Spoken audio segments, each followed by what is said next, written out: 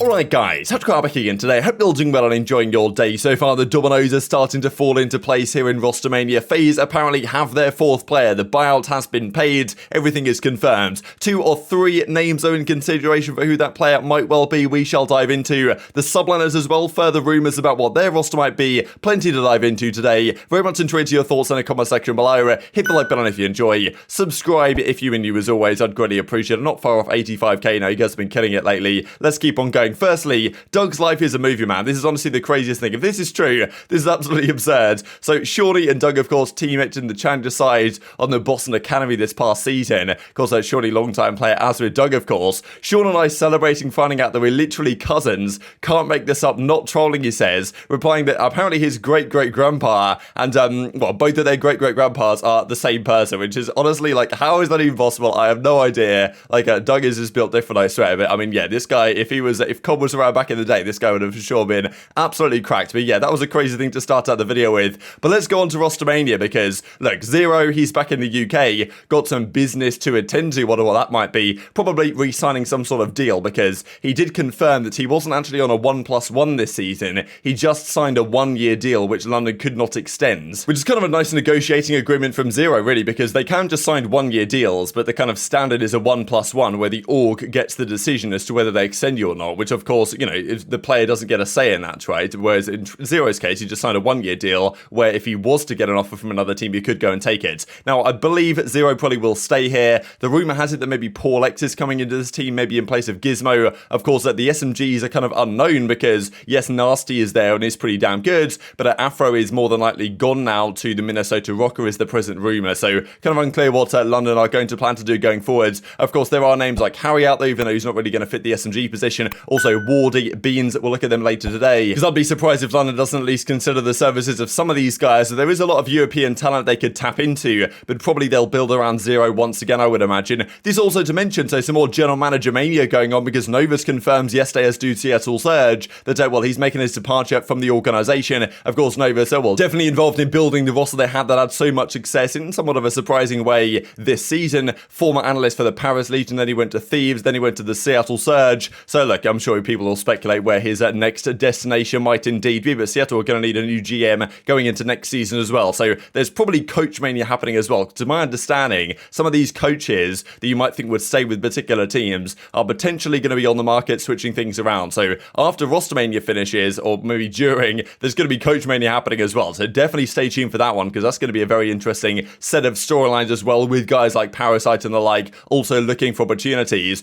Toronto, Boston, they're kind of potentially getting ready to do some sort of announcement. I'm not sure how long it's going to take for these teams to confirm, but we will get confirmations coming very soon indeed from some of these teams for the players that they have re-signed. And also, when FaZe lock in their fourth player, as apparently they have, but it's yet to be announced, then things really start to kick off. Because I think the big question mark was the OpTic thing about a few days ago. Again, what exactly are OpTic doing here? Are they making a change? What does that mean for the other teams? Now, FaZe have made a change, and once that's then locked in, then the other teams can go back to their normal business and lock in their teams. Because, when the FaZe question is out there as to who their fourth is going to be, they could theoretically throw an offer in for anyone, and that player would more than likely want to leave, even though buyouts might not necessarily have been agreed. We'll see that here in a second. Now, this just to mention, because Beans, of course, probably best suited to running the flex role here, definitely a top prospect from the European side. Apparently, Ultra and Boston have both shown interest. Now, of course, Boston, we would imagine, we've got Awakening over there, Nero and Vivid, so you would think that probably there's not room for Beans on that team unless they're mainly are, but that seems unlikely. We'll talk about that a little bit more later today. But also, Toronto is kind of interesting because they've got Scrappy. You'd think they have Insight, but maybe they're showing interest in Beans if Insight was to have been bought out by FaZe, as to apparently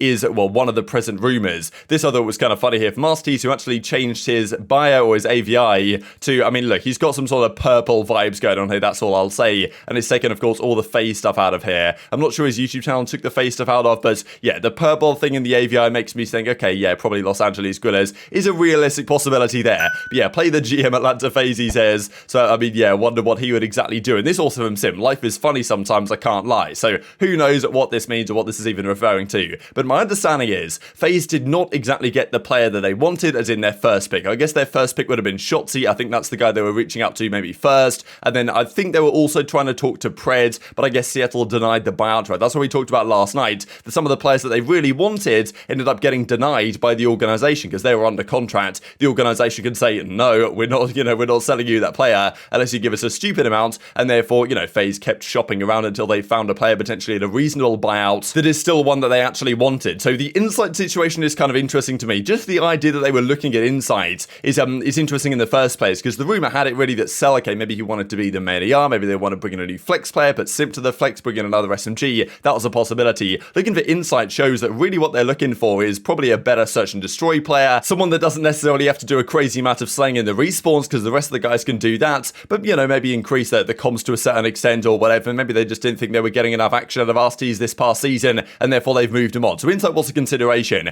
Now, apparently Ultra refused the buyout, and the question has been, did FaZe go back with a bigger offer until Toronto accepted, or was it like, Toronto never even considered the possibility, and we're like, yeah, we're not selling Insight, don't worry, move on to your next target effectively, because as I said yesterday, I can't really imagine Toronto would, get rid of Insight and Cammy in the same window, unless they're getting a lot of money for it. They got a decent buyout for Cammy, like 200 grand or something, but for Insight, I'm sure they'd want more, because obviously that was the whole plan for their team, was to build around Insight and bring in Scrappy instead. So I kind of doubt this possibility. There are some other names being flown around, of course, but FaZe Insight could be a thing. It's a possibility. He's one of the two key names going around. The other one, of course, being Slasher from the Los Angeles Grillers. And this is, to me, the more exciting possibility, just because, if this move happens, it's pretty box office stuff, right? Because Slasher's been the guy for many years. If he walks out in front of a crowd that's booing him, he doesn't care. He thrives off that energy. FaZe have had this whole villain thing for the last couple of years, but it doesn't really work when the players are actually just pretty nice guys and don't really fit the villain role. Whereas when Slasher comes in as their main AR, a very aggressive, fast-paced AR, I think him and Cellium could work kind of well. Now look, obviously, if Slasher or Insight does come through, he's not exactly going to be their first choice, right? They probably wanted another player. So if things go badly for this team, and also if one of the players that they really wanted comes up for option, because next season, let's just say,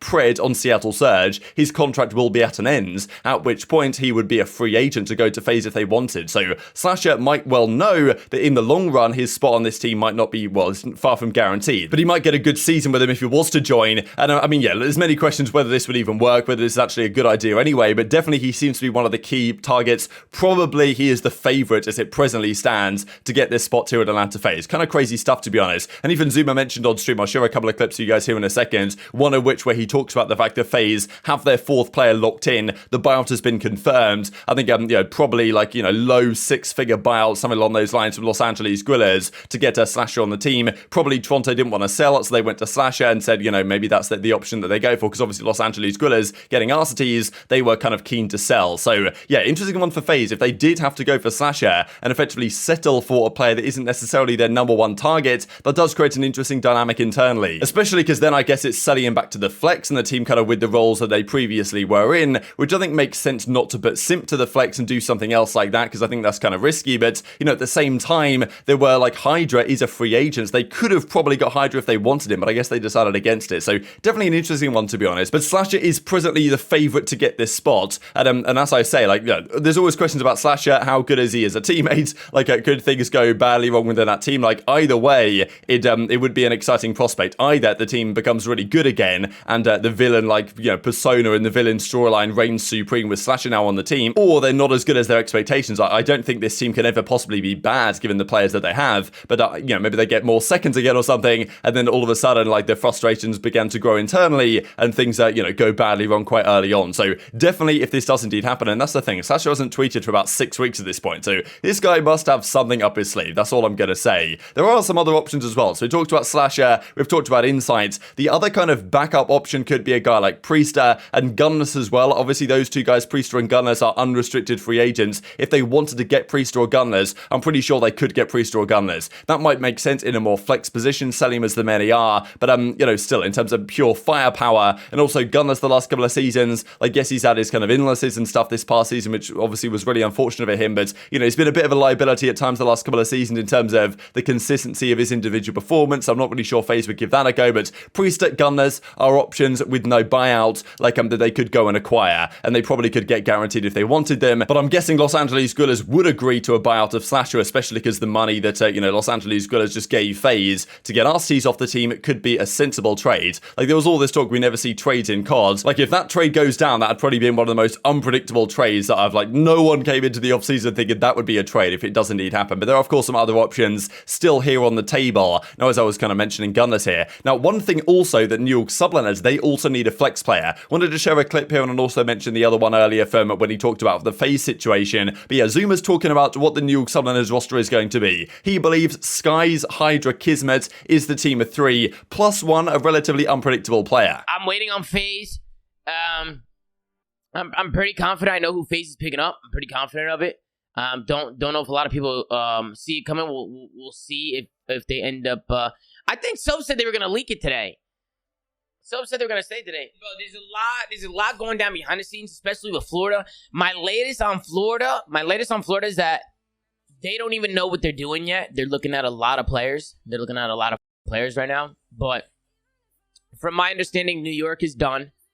And New York is a done deal. Their team is pretty much what you think their team is gonna be.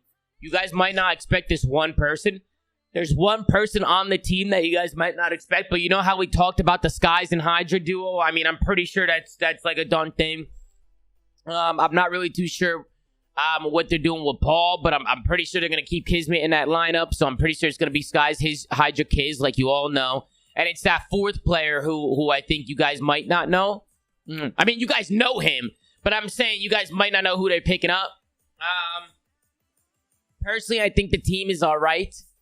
You know, I think it's okay. So to be honest, I think the subliners are in a similar situation here where, like, Skies, I would always have Skies as the main. He probably can run a flex Skies, and you maybe could pair him up with an actual main AR and have Skies run the flex, but I don't really like it. I'd prefer Skies to be my main AR, be comfortable and be solid in that role. Hydra and Kismet, good SMG duo. I think you can go wrong. Yes, you're paying Hydra the absolute bag to stay here. And, you know, is there really an upgrade on Kismet as his SMG duo? Not really sure there is. I think they were fantastic the last half of the season. Like, their record in hardpoint at the end of the year was like 32-12 or something, 33-13 or something. I don't know. They were super good in the last few kind of events of the season, New York Subliners, with their hardpoint gameplay. And a lot of that comes from the power of their SMG. So I like that side of things. They then would need to find a flex player, I think, to go along with Skies. And as I just said, there's 2 key targets out there, I think, that are unrestricted. Now, yes, look, if you are New York Subliners, you're paying a massive bag, 500k a year or whatever, to Hydra to be your star player. So you might think, well, you know, what's an extra 200k for a buyout for someone? But also maybe the argument is, well, we're already betting this much money, let's try and get someone for free. So the options there would be, as I say, Gunners and Priest are probably the 2 free agent flex type players that could step into the subliners. I imagine probably one of those 2 gets the spot. There are other options, Paul X, and, you know, of course, we know Attempt's going to be on Vegas Legion. We know Awakening's going to be over there on Boston, we believe. So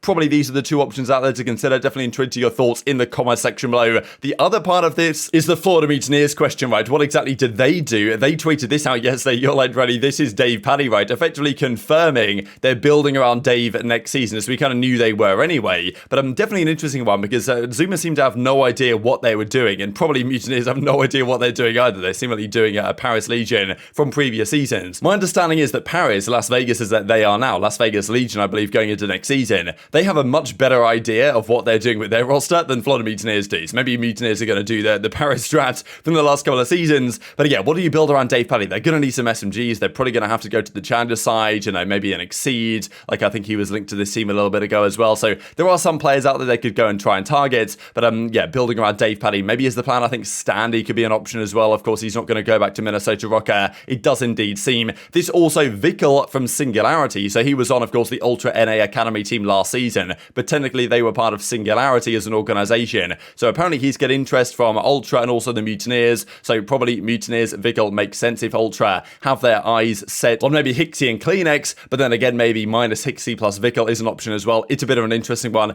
Definitely one to stay tuned for. But yes, that is all the Rostermania updates as it presently stands. I believe we're going to get some stuff happening on this rather soon indeed. These are the present rumors that we know of, as I've discussed today. But later on today and tomorrow, I think we'll start to get some of these confirmations flying through. And once the FaZe domino falls, then things are going to start kicking off. This just to mention it from Brian's stats, right, on the subject of the fact that, you know, look, obviously FaZe won champs in 2021, and the champs curse just happens every year. Now, look, maybe part of this is because it's difficult to stay on top, right? When you win the World Championship, everyone's coming for you. It's super hard to stay on top. But I mean, yeah, the fact of the matter is that Atlanta FaZe, after the dominance they had during Cold War, they go into the next season, get second 4 times, and then are blowing their roster up after 1 year, right? So every single year, like it just seems to be the case. And even in 2016 Envy, right? Okay, yeah, they won champs, and next year, like they almost came close to winning champs again, but they had a disastrous season by their standards for the majority of the year, even Envy in 2017. So I mean, yeah, every single season the champs curse continues, and even it's affected the dominance of Atlanta FaZe during Cold War. But very much intrigued to your thoughts in the comment section below. Hit the like button if you enjoyed, subscribe if you are new as always, take care of yourselves, and I'll see you next time.